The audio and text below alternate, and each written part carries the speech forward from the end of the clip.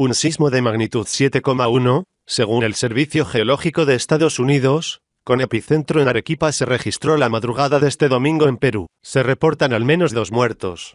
La gobernadora de Arequipa, Yamila Osorio, en Twitter, y Hernando Tavera, presidente ejecutivo del Instituto Geofísico de Perú, en TV Perú, dijeron que había 2 fallecidos. Ambas muertes reportadas son en la región de Arequipa, una en el distrito de Yauca y otra en el distrito de Bella Unión. El Instituto Nacional de Defensa Civil reportó en Twitter que había 65 personas heridas en Arequipa, Ica y Ayacucho.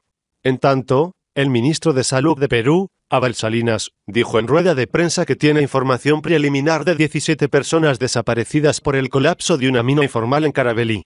Posteriormente, el Ministerio de Salud tuiteó que no hay desaparecidos en la mina, como se había dado a conocer previamente con información preliminar.